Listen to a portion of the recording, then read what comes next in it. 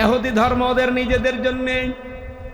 এই কারণে ওরা আজ পাগল হয়ে গেছে যে মুসলমানদের নবী যা বলেছে দুনিয়ায় একটা একটা করে সবই তো হয়ে যাচ্ছে। উনি কিয়ামতের আগে এই দৃশ্যগুলো হবে, সব হয়ে যাচ্ছে। আর মাত্র 2.5 বছর আছে দুনিয়ায় আমাদের রাজত্ব। কি করে আজ টিকে থাকা যায়? বিজ্ঞানের যত প্রযুক্তি আছে সব তারা ব্যবহার করছে, সব ফেল। কারণ নবীজির কথা যত বিজ্ঞানী বলেন তাদের উপরে। আল্লাহর নবীকে আল্লাহ যেখানে নিয়ে গেছেন বিজ্ঞানের তথ্য আজ পর্যন্ত ওখানে যেতে পারে নাই। কোথায়? মেরাজে। কোথায়? কোন বিজ্ঞান পর্যন্ত যেতে পারবে? আল্লাহ পাক ঘটনার বর্ণনা দিতে গিয়ে তিনি নিজে আশ্চর্য হয়ে গেছেন।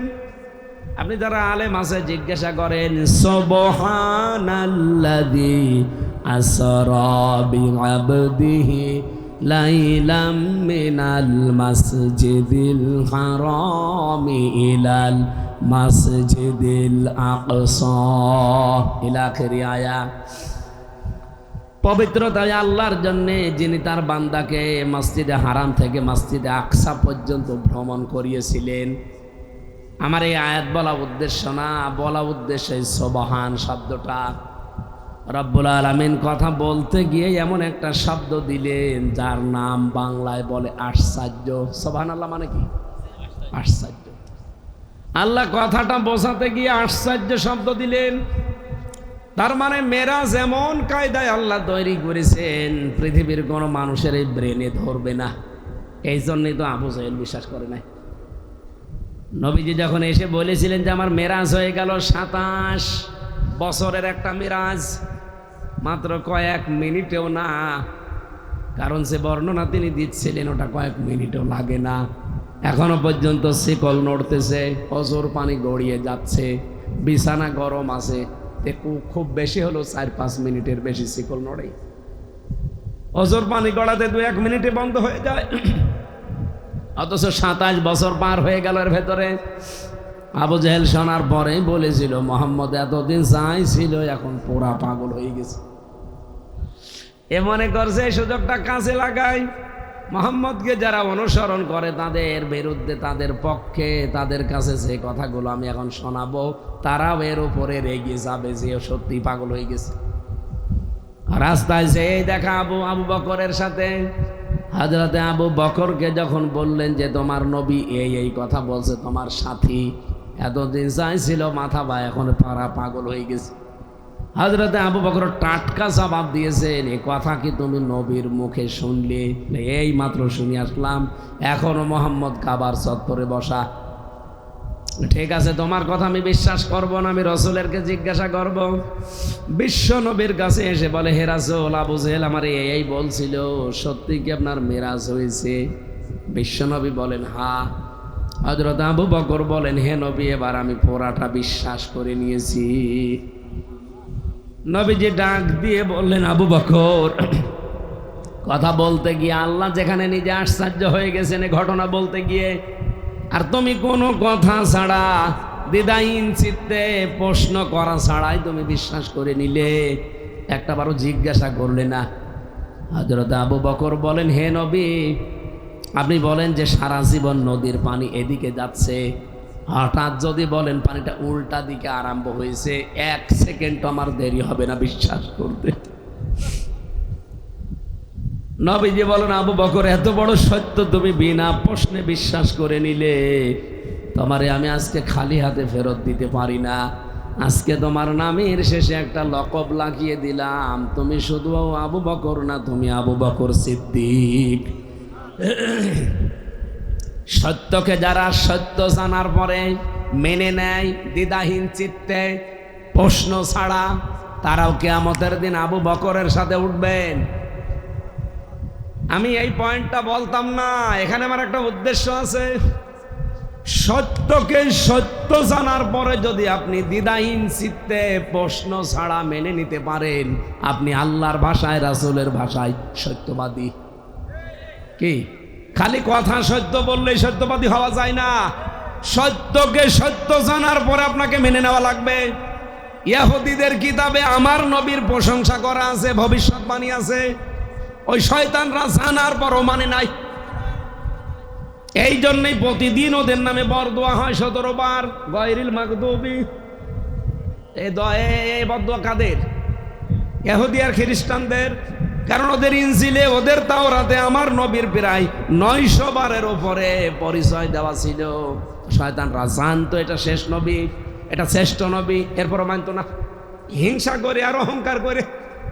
আজ কেউ হক দল কোনটা জানার পরে হিংসা করে আর অহংকার করে মানতে না চান, আপনারও অবস্থা ইহুদি খ্রিস্টানদের মতো হবে। কি বোঝাতে চেয়েছে আপনি না বুঝলে এনারা বুঝেছে। প্রতিদিন আপনি নিজের বিরুদ্ধেই বরদোয়া করছেন কমপক্ষে 17 বার। অন্য কোনো নামাজ যদি নাও পড়েন, অন্তত ফরজ নামাজ তো পড়েন। ফরজ নামাজ পড়লে এই দোয়াটা পড়া লাগে। এই আয়াতটা কতবার? গায়রিল মাগদুবি আলাইহিম ওয়ালাদ-দাল্লিন। এই যে বরদোয়া দিচ্ছি ইহুদি আর খ্রিস্টানদের, কেন? কারণ তারা সত্যকে সত্য দেখার পরে জানার পরও মানে নাই। আমাদের জাতির পিতা হযরত ইব্রাহিম, উনি সত্যকে অনুসন্ধান করছিলেন। ফালাম্মা জান্না আলাইহিল লাইলু রা কাওকাবা ক্বালা হাদা রাব্বি ফালাম্মা ফালা ক্বালা লা উহিব্বুল আফিলিন। চন্দ্রদেশ তারকা দেখার পরে বললেন এটা আমার বড় রব হবে। যখন ওটা ডুবে গেল বলে না, যেটা ডুবে যায় আমি ভালোবাসি না, তাদের পছন্দ করি না।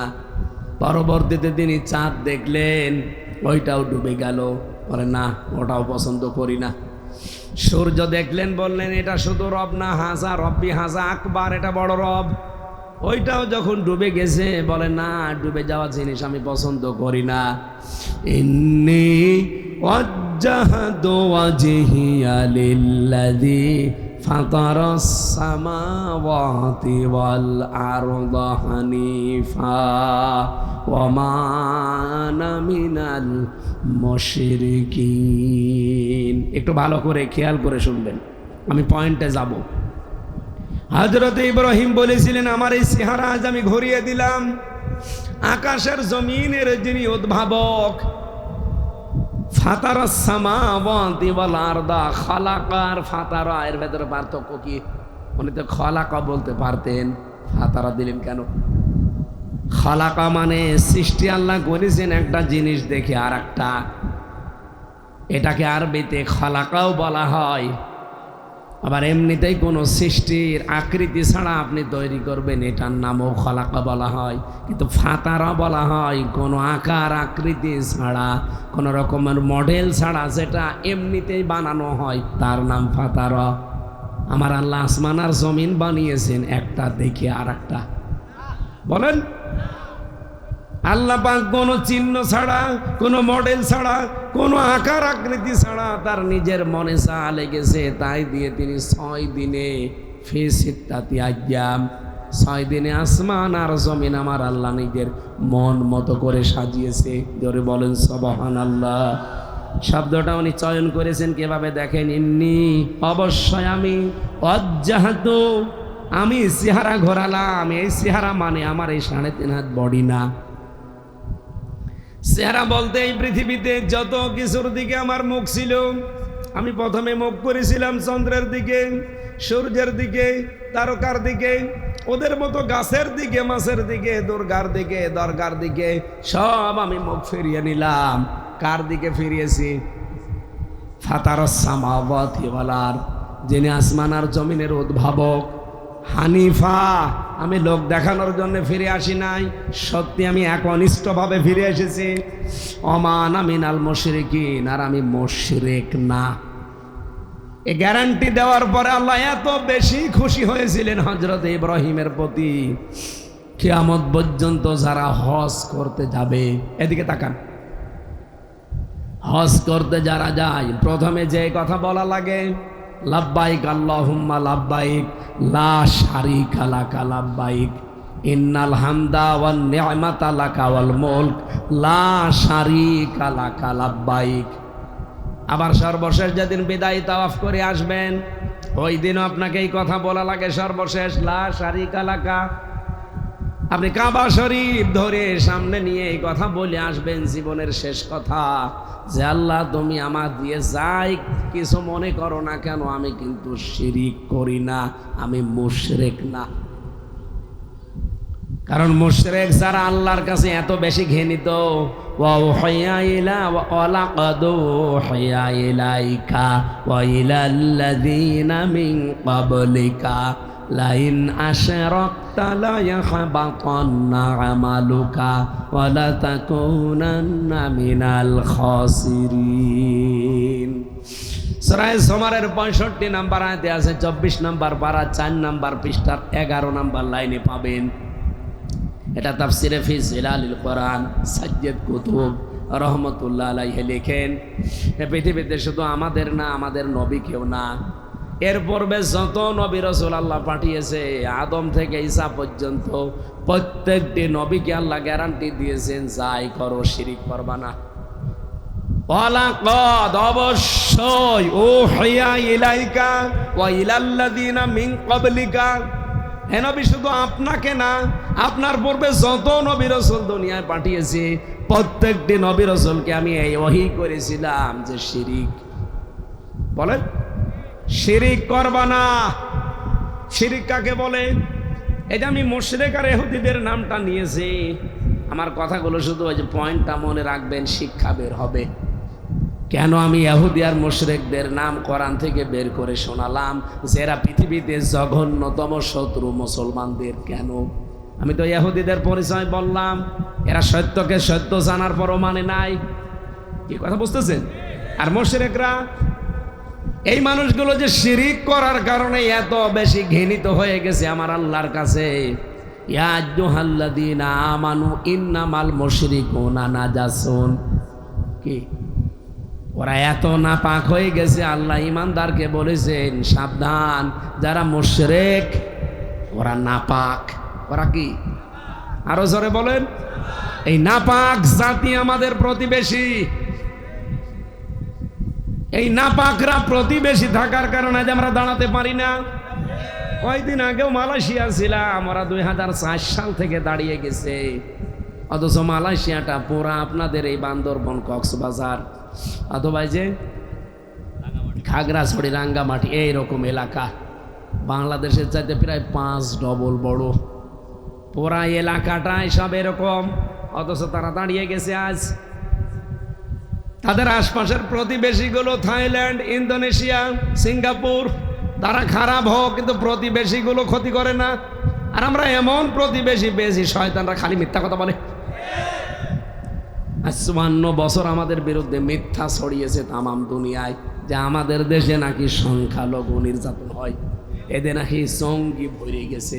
অথচ আজ 8 মাস 5 দিন চলছে, কোনো জঙ্গি আছে? আজ 13 তারিখ না,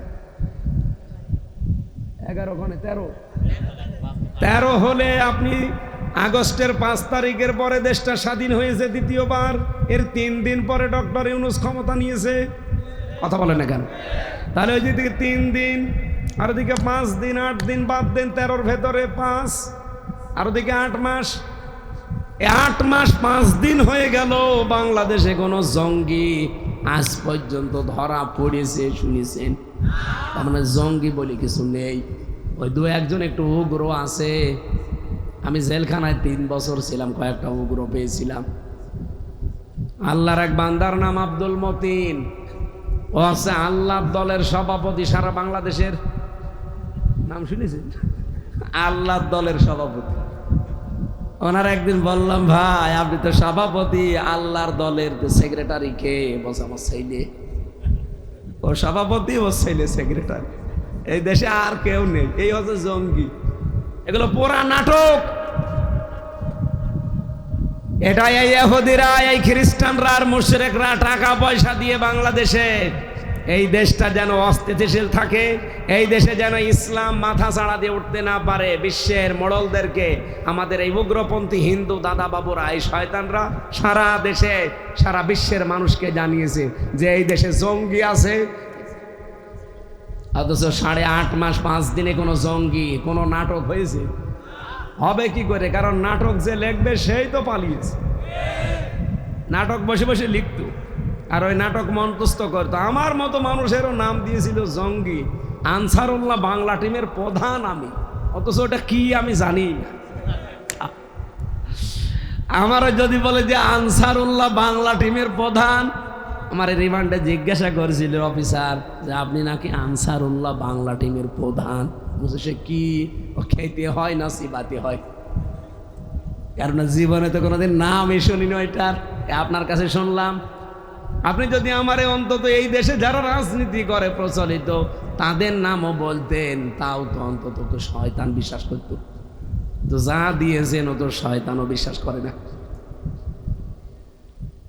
তাহলে নাটকগুলো বন্ধ হয়ে গেছে, কিন্তু খ্রিস্টান বিশেষ করে এই মুশরিকদের এই মিথ্যা কথা এখনো বন্ধ হয়নি। ওদের মুখ জোর কমে, ওদের বর্ডারে পৌঁছে যাচ্ছে পেঁয়াজ আলু, চিকিৎসার জন্য লোক পাচ্ছে না। কারণ এখন চীন যে আন্তর্জাতিক মানের হাসপাতালগুলো বানিয়ে দেওয়ার চেষ্টায় আছে, তুরস্ক পাকিস্তান থেকে যে খাবার আসতেছে, ও দাদা এমনি ধুতি পরে আছে, তো ধুতি খুলে নেংটি বেরিয়ে যাবে, তো টের পাচ্ছে না। কয়েকদিন আগে ডক্টর মোহাম্মদ ইউনূসের কাছে হাত জোড় করে নাই, দেখেন না আপনারা ব্যাংককে, যে আপনি হাত জোড়ে এমনি করছেন, অথচ আপনাদের তুলনায় আমরা মাত্র 29 ডবলের 1 ডবল মাত্র। এই বাংলাদেশে 29টা জোড়া দিলে যত বড় হয়, ভারত একাই অত। তাদের কাছে আমরা একটা পাড়ার মতো, অথচ দাদা দেখলাম হাত জোড় করে আছে। কি শান্তি যে লাগলো, মনে হচ্ছে একটা ছাগল জবাই করি। আরে শয়তান, সারা জীবন মিথ্যা কথা ছড়িয়েছে এই বাংলাদেশের বিরুদ্ধে। আমার মনে হয় জন্ম অবৈধ, তাছাড়া এত মিথ্যা কথা মানুষ বলে বৈধ জন্ম হলে। আমি শিরিক শব্দটা মুশরিক পর্যন্ত এসেছি, এই জন্য মুশরিকটা বোঝাচ্ছি। শিরিক করলে মানুষ হয়ে যায় কি, বলেন না কেন? আর মুশরিকরা আল্লাহর কাছে ঘৃণিত, ওদের জন্য আল্লাহর জান্নাত হারাম। ইন্নাহু মা ইউশরিক বিল্লাহি ফাকাদ হারামাল্লাহু আলাইহিল জান্নাহ। যারা শিরিক করে তাদের জন্য জান্নাত কি? আরো জোরে, আরো জোরে। এখন আপনাদের এলাকায় শিরিক আছে কিনা আমি জানি না, দেখেন তো। না আমি আগে বলি, আপনি যদি মৌলানা হয়ে যান তাহলে আমরা নিয়ে আসবেন। এক কথায় বলছি, শিরিক বিল জাত, শিরিক বিল সিফাত, শিরিক বিল ইখতিয়ারা, শিরিক বিল হুকুক, এটা এক একটা আবার 4 প্রকার করে ভাগ আছে। 4 4 আর 16 প্রকার। এটা আবার আপনি বিশ্লেষণ করবেন, কমপক্ষে পাবেন 42 প্রকার। এটা আবার ভাগ ভাগ শ্রেণী বিন্যাস করবেন, এটা হবে 72 প্রকার। এই 72 প্রকারকে ভাগ করলে হয় 120 প্রকার। এবার আপনারে বলা লাগবে, যারা বললেন জানি শিরিক কি, বলেন। আপনি যে বললেন শিরিক জানি, অত সহজ এমনি আমার কুষ্টিয়া থেকে নিয়ে এসেছেন? এই একটা সিন রকাফ, এর ভেতরে এত কথা লুকিয়ে আছে। এই 1 ঘন্টা না, কিয়ামত পর্যন্ত শুধু শিরিক নিয়ে আলোচনা করলো শেষ হবে না, এত কথা আছে। এসব কিছুর সামারাইজ আমি এক কথায় বলতে পারি, শিরিক হচ্ছে আল্লাহ যেটা পারে ওটা অন্য কেউ পারে, এই বিশ্বাস করার নাম শিরিক। এবারে বোঝা যায়নি? আপনি হয়তো এইটা বলতে, কিন্তু 120 প্রকার এখন বলতে পারবেন। শিরিক বিল জাত, এটা আবার 4 প্রকার।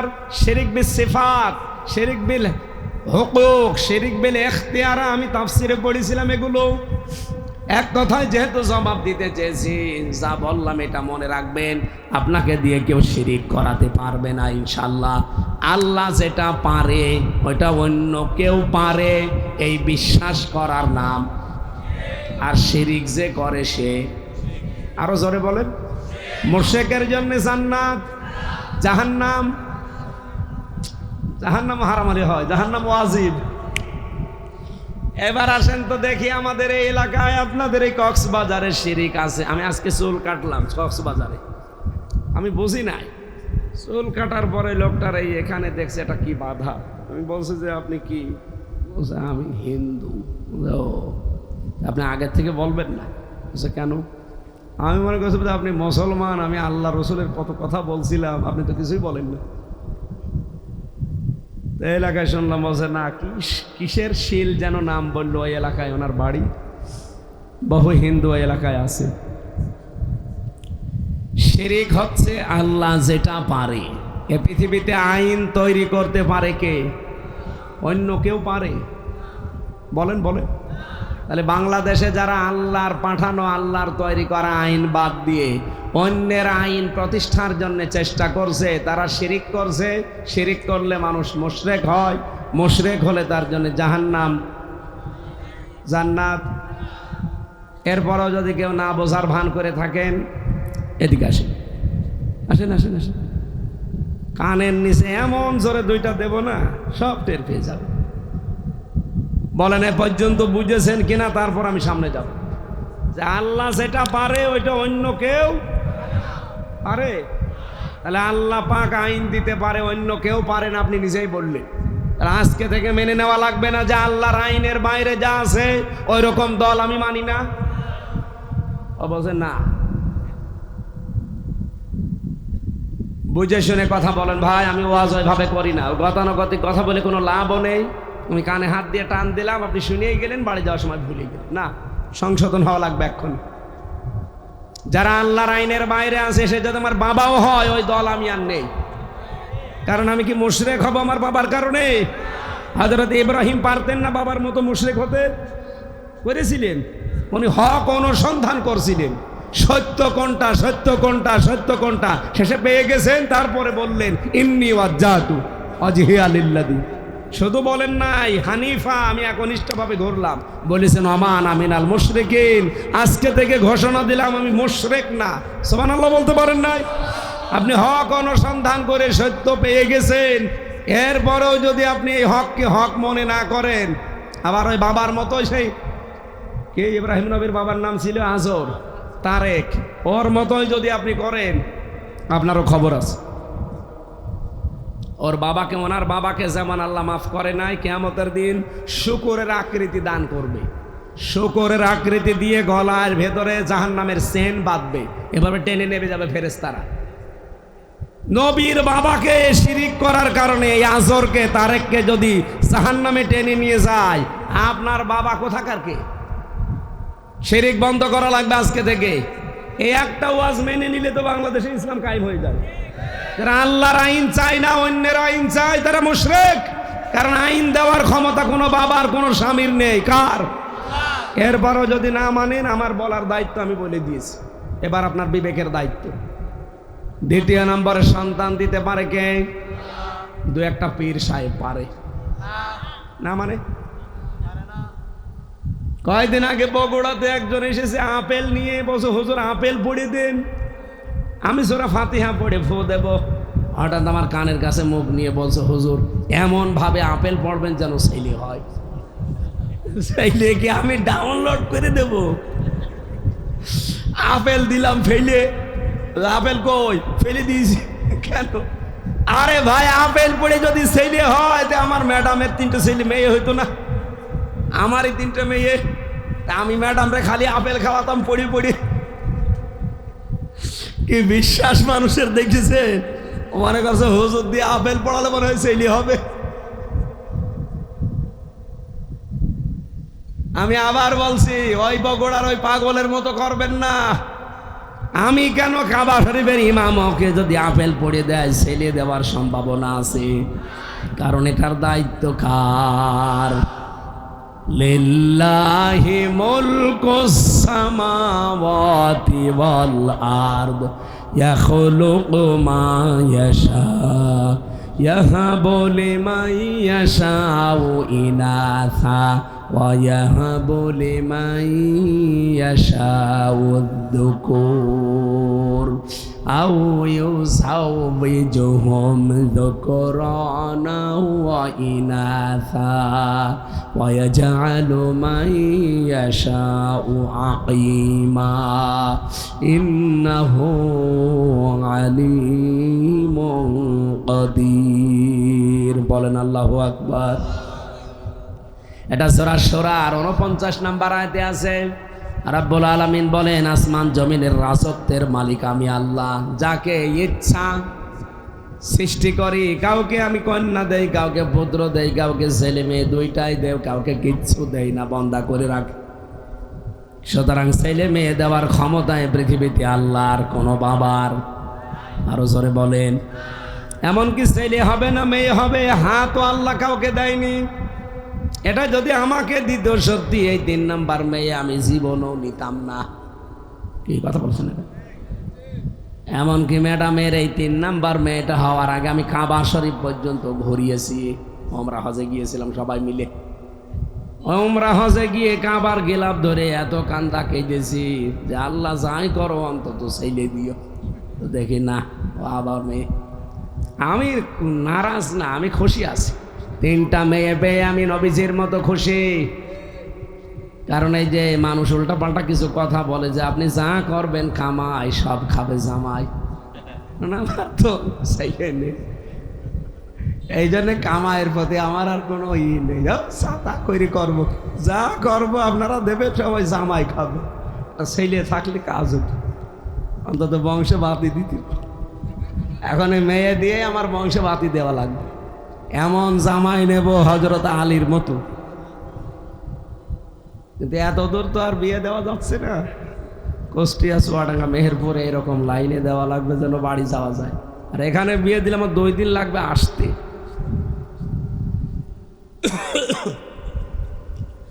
সম্মানিত মা বোন যারা বসে আছেন, আপনাদের জন্য আমি পয়েন্টটা নিয়ে এসেছি।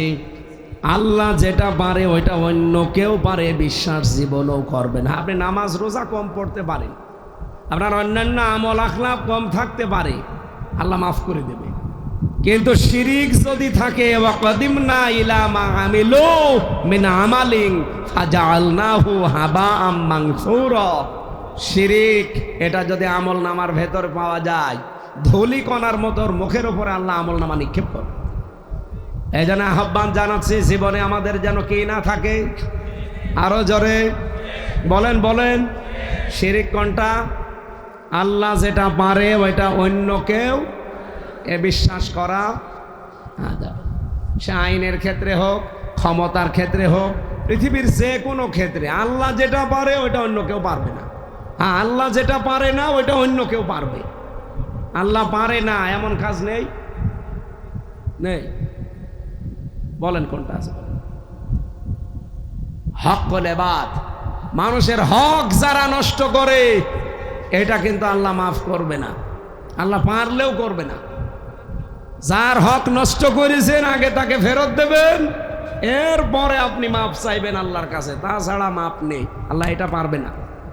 আর সে আয়াতই পড়েছি, 152 নম্বর আয়াত সূরা আনআমের, ওয়ালা তাকরাবু মালাল ইয়াতীমি ইল্লা বিল্লাতি হিয়া আহসান হাত্তা ইয়াবলুগা আশুদ্দা।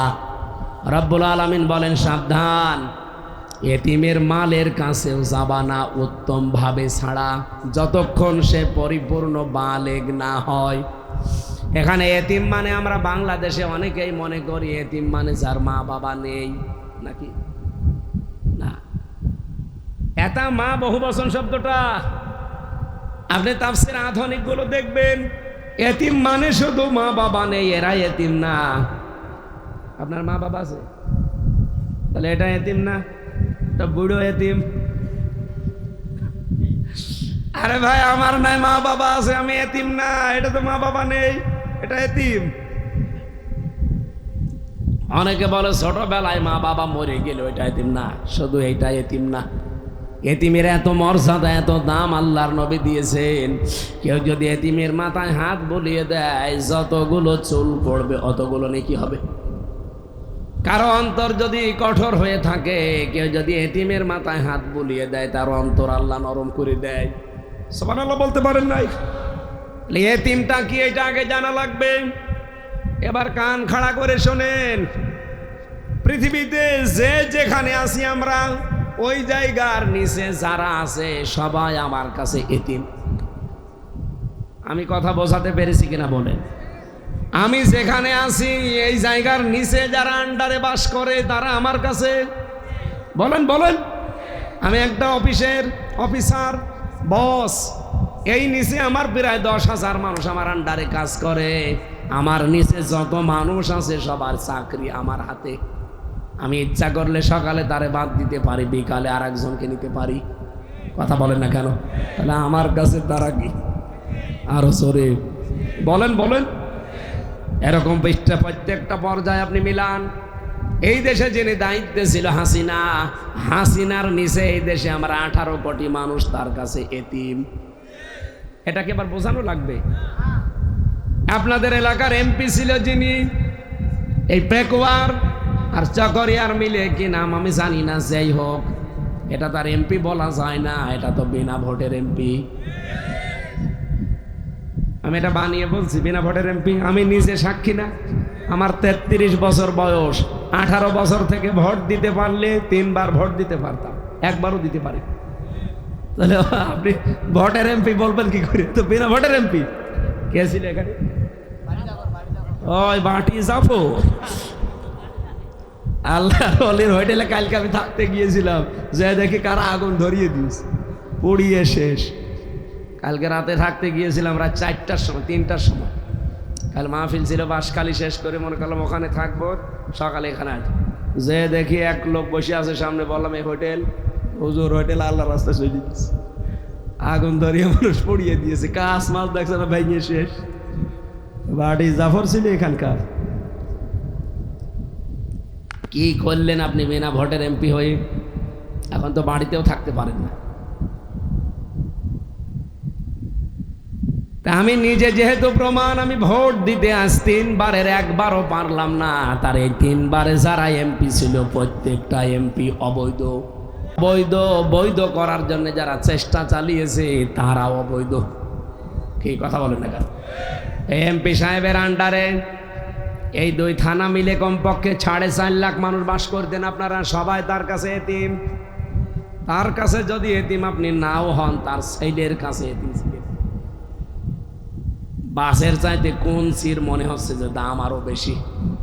ও জাফর সাহেব কি করতো আমি জানি না, কিন্তু ওনার ছেলের যে রোগ পাক, এই কথা বলছেন না কেন? পেকুয়াতে আমি 2-3টা অনুষ্ঠান আমার উঠতে দেয়নি জাফর সাহেব না ওনার ছেলে। মনে হচ্ছে ওনার ছেলে এমপি। তাও যে ভোটের এমপি হয়তো তাও তো দোয়া করতাম। বিনা ভোটের এমপি ছেলের কি অ্যাকশন গো? শেষ পর্যন্ত কি হয়েছে? এই এতিমদের সাথে খারাপ ব্যবহার করার কারণে এতিমদের বহু কিছু তারা আত্মসাৎ করেছে। বাংলাদেশে 300 এমপির নিচে আমরা যারা ছিলাম, বিশেষ করে 1628 জনের নিচে, শুধু এমপি না, প্রত্যেকটা জেলার ডিসি, এসপি, টিওনো, ওসি, 630টা থানা আছে। সব মিলে আমি কলম হিসাব করে দেখলাম 1628 জন মানুষ ছিল এই দেশের দায়িত্বে। হাসিনা থেকে শুরু করে আপনাদের এই 12 বাখিয়ার চেয়ারম্যান পর্যন্ত, কি জানো না ওনার জিহাদি নাকি, এই লোক পর্যন্ত। আল্লাহর এই বান্দা আলেম না?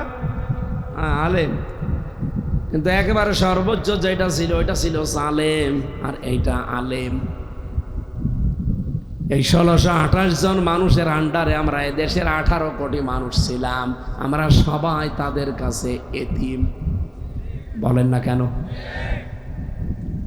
আল্লাহ বলেন এতিমের সম্পদ মারবা না, তাদের সম্পদ যদি হাতে নাও খুব উত্তমতার সাথে নিবা। কারণ এতিমের সম্পদ এমন আশ্চর্য, কেউ যদি ওখান থেকে 4 আনাও খায় সে যেন জাহান্নামের আগুন খায়। আর বাংলাদেশে এতিমের মাল মরণের খাওয়া খেয়েছে। মালয়েশিয়া, সিঙ্গাপুর, থাইল্যান্ড গিয়েছিলাম এগুলো দেখতে, যে দেখি ওই শয়তানরা সব পালিয়ে ওখানে আছে। এদেশে আপনার এই পাশের জেলা চট্টগ্রাম, এখানকার একজন মন্ত্রী ছিল, ভূমি মন্ত্রী, কি যেন নাম, জাবেদ নাকি, সাইফুজ্জামান জাবেদ। ও শয়তান যে পালিয়েছে, কিন্তু ওখানেও বাড়ি আছে তার। ওর বাড়ি সারা বিশ্বে এখন 620টা। 620টা বাড়ি হিসাব করতে পারেন। সব তো বাবার টাকা দিয়ে বানানো, সবে এতিমদের টাকা। বলেন, আপনারা নিজেদেরকে ছোট মনে করবেন না। যারা কাজ করে খান, সে যেখানেই থাকেন পৃথিবীর, কাজ যদি করে খান মনে করবেন আপনার দাম আল্লাহর কাছে অনেক বেশি। আল কাসিবু হাবিবুল্লাহ, যারা কাজ করে খায় এরা আল্লাহর বন্ধু। আর যারা কাজ করে না শুধু মেরে খায় ওরা আল্লাহরও শত্রু, মানবতারও শত্রু। 620টা বাড়ি বানিয়েছে, একটা বাড়িতে তো থাকতে পারেন না। এখন বাইরের দেশে যে ওই যে সেকেন্ড হোম বানিয়েছে থাকতে পারে না, সাহেব পাড়া বানিয়েছে থাকে না, বেগম পাড়া বানিয়েছে থাকে না, থাকে হোটেলে। একবার হোটেলে থেকে নিচে নেমে দেখি 2 শয়তান বসে চা খাচ্ছে। কি গো হুজুর, আমরা আগে পালিয়েছি। পালাবেন কেন? পালাবেন কেন? এতগুলো বাড়ি বানালেন, একটা বাড়িতেও থাকতে পারেন না। এত টাকা পাচার করলেন বাইরের দেশে, এই টাকাগুলো দিয়ে যদি বাংলাদেশে মানুষের কর্মসংস্থান তৈরি করে দিতেন। বাংলাদেশে 35 লাখ যুবক বেকার। কত? 35 লাখ। এই যুবকগুলো বেকার থাকতো না, উত্তম কর্মজীবন পেত তারা। বাইরে এসে এই যে 7 লাখ 8 লাখ 10 লাখ টাকা খরচ করে আসে এই মালয়েশিয়া, এই সিঙ্গাপুরে, এই থাইল্যান্ডে। কি করে? এসে রাস্তা ঝাড়ু দেয়, রুটি বানায়, থালা বাসন মাজে, পায়খানা সাফ করে। আমি নিজে দেখে এসেছি। অথচ এই দেশে এই 7.5 লাখ টাকা 10 লাখ টাকা খরচ করে একটা সম্মানজনক কর্মজীবন সে তৈরি করতে পারত। ওই টাকাগুলো যদি পাচার না হতো।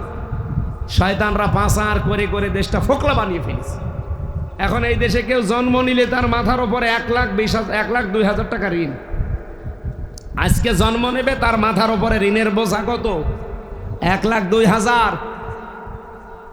ঋণ থাকার কথা না, আরো ঋণ দেওয়ার কথা ছিল আমাদের। আর শয়তানরা 15.5 বছর বলছে আমরা বিশাল উন্নয়ন করেছি। কি করেছেন আপনারা?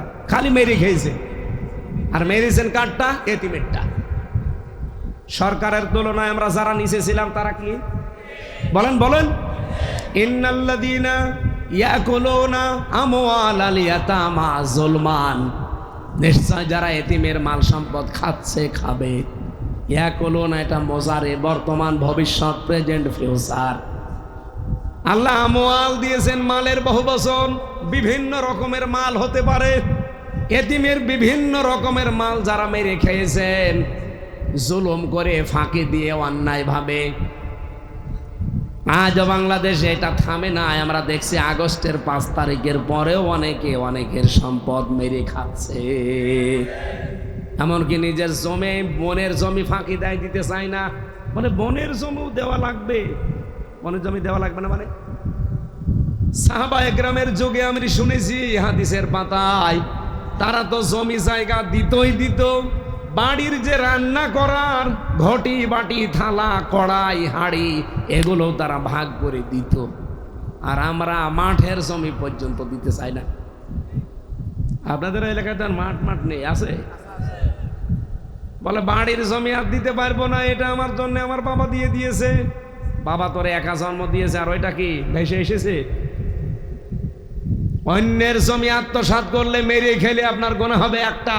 আর নিজের ভাইয়ের জমি, বোনের জমি, মেয়ের জমি, ফুফুর জমি, এদের জমি জায়গা যদি কেউ মেরে খায় গোনা হবে ডবল। একটা তো শরিক ফাঁকি দেওয়া, আর একটা জুলুম করা। বাংলাদেশে এরকম আল্লাহর ওলি নেই। বোনের জমি, ফুফুর জমি ফেরত না দিয়ে ওই টাকা দিয়ে উনি হজ করতে যাচ্ছে, উমরা হজ। ওর হজ কবুল হওয়া দূরের কথা, জিদ্দার বিমানবন্দরও আসবে না। কি কথা বলেন? আবার নামের আগে হাজি না বললে রাগ করে। হ্যাঁ, এত টাকা তো খরচ করে হজ করলাম, তোর হজই তো হয়নি। মানুষের জমি জায়গা ফাঁকি দেওয়া, এতিমের সম্পদ আত্মসাৎ করা, এটা বন্ধ করা লাগবে। হ্যাঁ, যতদিন পর্যন্ত আপনার ভাই মারা গেছে, আপনার ভাইয়ের 2টা ছেলে আছে, একটা মেয়ে আছে, একটা বিধবা স্ত্রী আছে, অনেক শয়তানের বাচ্চা শয়তান ওই মেয়েটাকে তার বাবার বাড়ি পাঠিয়ে এতিম সন্তানদের কোনো খোঁজ খবর নেই, সবগুলো নিজের নামে করি নেয়। আপনি মানুষ, একটা অসহায় এতিম, এই মিসকিন মানুষদের প্রতি আপনি যে আচরণ করলেন, আপনি যেদিন এতিম হবেন কিয়ামতের দিন। কোন দিন? সাহাবায়ে কেরামকে নবীজি প্রশ্ন করলেন, পৃথিবীর সবচাইতে বড় এতিমকে তোমরা জানো? বলছে না। পৃথিবীর সবচাইতে বড় এতিম কিয়ামতে ওই লোকটা যার কাছে বিভিন্ন মানুষ পাওনা পাবে, নিতে আসবে, দিতেই থাকবে, দিতেই থাকবে, সর্বশেষ দেওয়ার মতো কিছুই থাকবে না। তখন ওই মানুষদের গণাগুলো তার মাথার ওপরে চাপিয়ে দিয়ে ঊর্ধ্বমুখী করে জাহান্নামে ফেলা হবে। এর মতো অসহায় এতিম আর ময়দানে মহাশরে কেউ নেই।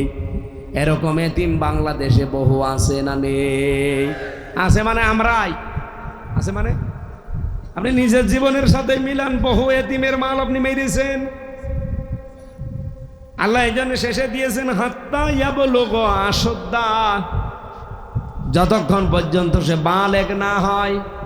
ওয়াউফুল কাইলা ওয়াল মিজানা বিল কিসতি, তোমরা যখন ওজন করবা, মিজান মানে দাড়ি পাল্লা। আমরা অনেকে মনে করি মিজান মানে শুধু দাড়ি পাল্লা না, মিজান মানে মানদণ্ড। মিজানের একটা অর্থ দাড়ি পাল্লা নেওয়া যায় প্রচলিত অর্থে, কিন্তু মিজানের আসল অর্থ কি? ভারসাম্য। মিজান মানে কি? আস-সামা রাফাআহা ওয়া ওয়াদাআল, এই মিজান মানে কি? দাড়ি পাল্লা। এখানে মিজান মানে ভারসাম্য। মিজান মানে এক নাম্বার অর্থ হচ্ছে মিজান মানে মানদণ্ড। এই জন্য হাইকোর্টের সামনে আপনি ঢাকায় যেয়ে দেখেন একটা মিজান টাঙানো আছে। কি ওইটা? দাড়ি পাল্লা। কোনোদিন গিয়েছেন হাইকোর্টে? হাইকোর্টের সামনে দেখেন একটা দাড়ি পাল্লা টাঙানো। যদিও এই দেশে অনেক জালেম দাড়ি পাল্লা মার্কা দেখলে রাগ করে, অথচ হাইকোর্টে টাঙিয়ে রেখেছে। দাড়ি পাল্লা মার্কাটা আজ পর্যন্ত ফেরত দিল না, অবৈধভাবে আটকিয়ে রেখেছে। এই কথা বলেন না কেন? আমরা চাই দাড়ি পাল্লা ফেরত দেওয়া লাগবে। এটা মানদণ্ড, সত্য মিথ্যার পার্থক্যকার একটা ন্যায় প্রতীক। এটা যদি আজ দেশে থাকতো, সত্যি আমরা ন্যায় বিচার কায়েম করতে পারতাম। অথচ এইটা মানবে না বলেই তো এটা বাতিল করে দিয়েছে। এরা বৈধভাবে নির্বাচন করে আপনাদের এই পাশের থানা কুতুবদিয়া, এই পাশে মহেশখালী কুতুবদিয়ার এমপি ছিল না হামিদুর রহমান আজাদ? কি মার্কা নিয়ে বলেন বলেন? একটা বৈধ মার্কা, বৈধ দলের নিবন্ধন। এই শয়তানের বাচ্চারা সবগুলো কোর্টকে ব্যবহার করে ওটা বাতিল করে দিয়েছে। আমরা চাই ওরা যেমন অবৈধ ছিল, ওদের রায়গুলো ছিল অবৈধ। কোনো অবৈধ জিনিস আমরা মানি না, সব বৈধ জিনিস নিয়ে আসা লাগবে। এই কথা বলেন না কেন? ওনাদের যত আইন বানানো ছিল, যত কিছু বানিয়েছে 15.5 বছরে, একটাও যেন এদেশে না চলে। কারণ ওর সব বানিয়েছে ওর নিজেদের স্বার্থে, দলীয় স্বার্থে। আল্লাহর এক বান্দা আজ 15-13 বছর পড়ে আছে জেলখানায়, এটিএম আজহারুল ইসলাম, একটা নির্দোষ মানুষ। এই মাজলুম মানুষটাকে আপনি কত কষ্ট দেবেন? মাজলুমকে কষ্ট দিলে আল্লাহর আরশ পর্যন্ত কাঁদে। আমরা চাই এটিএম আজহারুল ইসলামকে খুব তাড়াতাড়ি মুক্তি দেওয়া হোক। আজকে 13 তারিখ, সামনে 22 তারিখে তার ডেট আছে। যদি এইবারও বাঙালিকে হাইকোর্ট দেখাতে চান, এ দেশে কিন্তু বিশৃঙ্খলা হবে। কি কথা বলেন না কেন?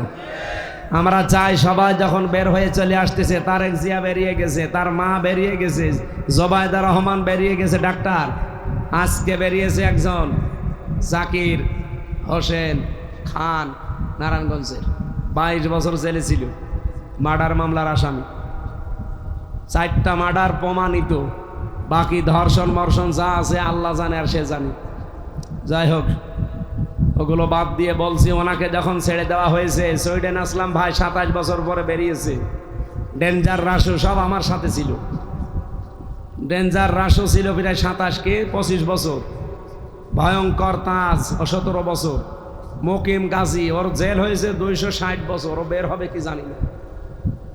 260 বছর জেল ওর। এই মানুষগুলো যদি সব বের হয়ে চলে আসে, এটিএম আজহারুল ইসলামে কি হয়েছে?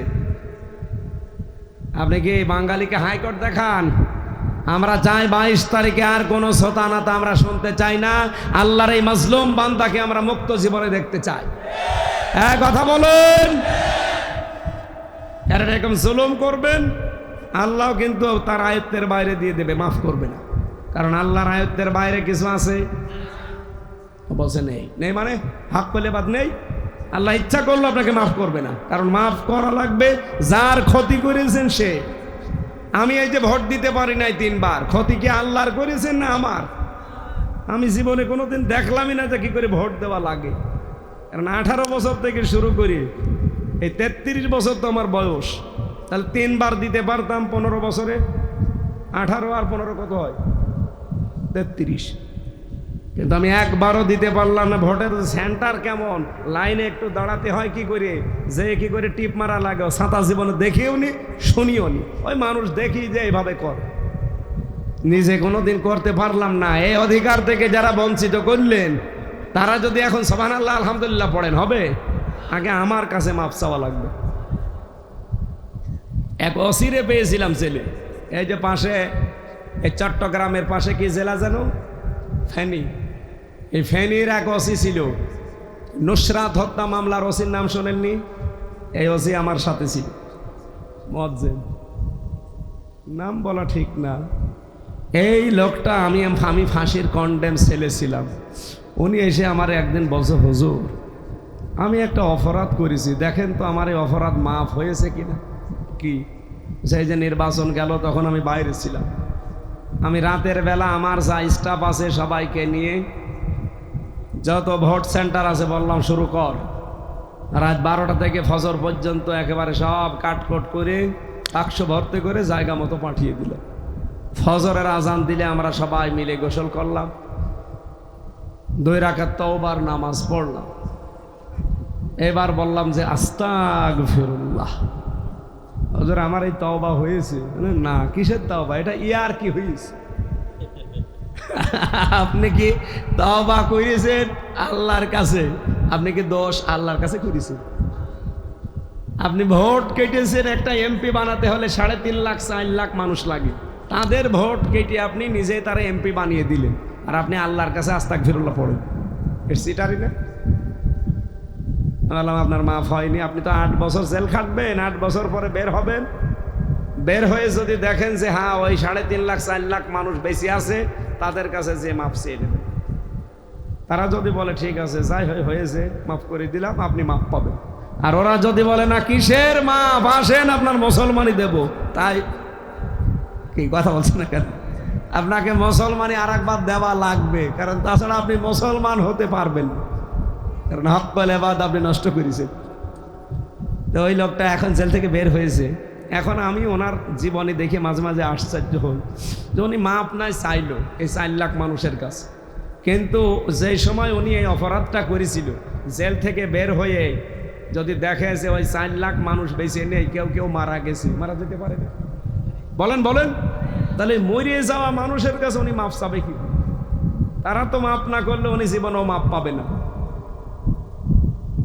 এই জন্যই খুব আশ্চর্য লাগছে, শুধু ওনার ওপর না, এই 15.5 বছরে যারা এই বাঁটি জাফরের মতো এমপি ছিলেন, প্রত্যেকের অবস্থায় জীবনেও মাপ পাবেন না, যতই হজ করেন আর যতই আস্তাগফিরুল্লাহ পড়েন। মাপ পাওয়ার একটাই লাইন আছে, আল্লাহর সাথে যে অপরাধ উনি মাফ করে দেবে, কিন্তু বান্দার সাথে যেটা হক্কুল ইবাদ, জীবনও মাপ নেই, তাকে ফেরত দেওয়া লাগবে। আর ফেরত আপনি দেবেন কি করে? সে তো মরে গেছে। এইটাই আশ্চর্য বিষয়।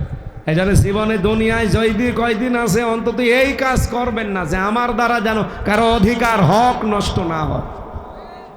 বলেন বলেন, এই যে ওজনে কম বেশি যারা করেন, আল্লাহ যে মিজান দিলেন, ন্যায় বিচার কায়েম করো, মিজান কায়েম করো, কি এটা? কি বহু মানুষ দেখি, ভালো মানুষ দেখতে মনে হয়, ওজন করার সময় 1 কেজির জায়গায় মনে হচ্ছে 1.5 কেজি দিচ্ছে, তো বাড়ি যেই মেপে থাকবেন 1400 টাকার বেশি হয়। কি? আমি একবার মাংস কিনছিলাম কুষ্টিয়ার বড় বাজারে। আরে ভাই, ওটা তো আমি হালকা দেখলেই বুঝি, আপনার মাথার কম্পিউটার, এটাতে এমনি হুজুর লেখা দেখলে বুঝে ফেলেছে যে কি করা লাগবে। আপনার এত বারবার দেখানো লাগে? ওনারে আমি জিজ্ঞাসা করলাম যে ভাই, আপনি যেভাবে ঝোল দেন আপনার তো লস হবে। হুজুর লস হয় হোক, দোয়া করেন। দোয়া করবো আর আপনার বরকত হয়ে যাবে, এ কি বিশ্বাস। পাশে এক দোকানদারকে বললাম, ভাই দেখেন তো কেমন বেশি দিয়েছে। মেপে দেখছি 1 কেজি নিয়েছিলাম, 200 টাকা কম, 1400 টাকা। ও এই দোয়া চাচ্ছে।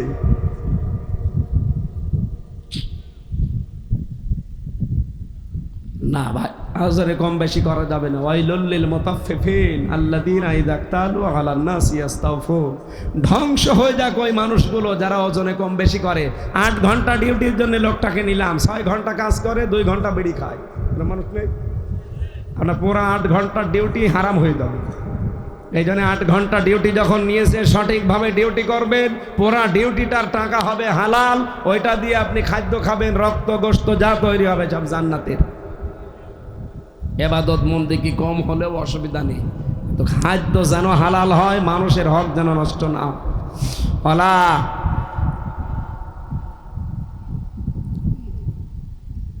ওয়ালা নুকাল্লিফু নাফসান ইল্লা ওয়াসআহা। আল্লাহ তাআলা বলেন কারো সাধ্যের অতিরিক্ত বিষয় আমি তার উপরে চাপিয়ে দেই না। আর যখন কথা বলবা পৃথিবীতে সত্য কথা বলবা, যে যদি নিকট আত্মীয় হয়।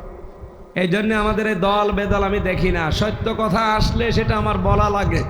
কিছু মানুষ দেখি মন খারাপ করবে না, হুজুর শুধু টেনে বলছে। আরে ভাই টেনে বলা না, সঠিক কথা বললে সবাই খুশি হবে না, কিছু মানুষ তো বেচারা হবে। কারণ সবাইকে নবী পর্যন্ত খুশি করতে পারে না, পেরেছে? ওয়াউফু বিল আহদি, যখন কারো সাথে ওয়াদা করবা তখন এই ওয়াদাটা পূর্ণ করবা। আজ ইসরায়েল ওয়াদা করেছিল যে যুদ্ধবিরতি, শয়তানরা সেই ওয়াদা ভঙ্গ করে লক্ষ লক্ষ মানুষকে দুনিয়া থেকে বিদায় করে দিচ্ছে, ঘর বাড়ি থেকে তাদেরকে বের করে দিচ্ছে। ওরা নিজেরা ওদের নিজের ওয়াদা ঠিক রাখে না, ওরা আল্লাহর অভিশপ্ত এই পৃথিবীতে। ওরা আমাদের মুসলমানের জন্য এই মুশরিক আর ইহুদিরা জঘন্যতম শত্রু। বুঝছেন? মুসলিমদেরকে এখন এই কথাটা সামনে নিয়ে ঐক্যবদ্ধ হওয়া দরকার। ওরা যেমন সব এক হয়ে যাচ্ছে, 200 কোটি মুসলমান আমরা সব ভুলে এক হওয়া লাগবে। কালকে বাংলাদেশ একটু হালকা দৃশ্য দেখিয়েছিল, সব এক হয়ে গেছে। আল্লাহ আমাদেরকে বিশ্বের মুসলিম 257টা রাষ্ট্রের 57টা মুসলিম রাষ্ট্র, এদেরকেও সব এক হয়ে কাজ করার তৌফিক দিন, আমিন। যালিকুম ওয়াসাকুম বিহি লাআল্লাকুম তাযাক্কারুন। আল্লাহ এভাবে তোমাদেরকে ওয়াজ করলেন, যদি মেনে নিতে পারো তোমাদের উপকার হবে। আল্লাহুম্মা আমিন। লা ইলাহা ইল্লা আনতা সুবহানাক ইন্নী কুনতু মিনাজ জালিমিন। রাব্বুল আলামিন, যত অপরাধ করেছি বুঝি জীবনে, অপরাধগুলো তুমি আজকেই মাফ করে নেকি বানিয়ে দাও। সম্মানিত মা বোনদেরকে তুমি খাদিজার মতো, আয়েশার মতো বানিয়ে দাও। এলাকার যে অবস্থা, আল্লাহ দৃশ্য দেখে মনে হচ্ছে এলাকা অভাবী, এদের অভাবগুলো কোরআনের ইজ্জতে দূর করে দাও রব্বুল আলামিন। সারা জীবন অপরাধ করে জীবনটা তো নষ্ট করে ফেলেছি, হাত ওঠায় কথা বলবো ভয় করে, লজ্জা করে। আমাদের জীবনের অপরাধের দিকে তাকিও না।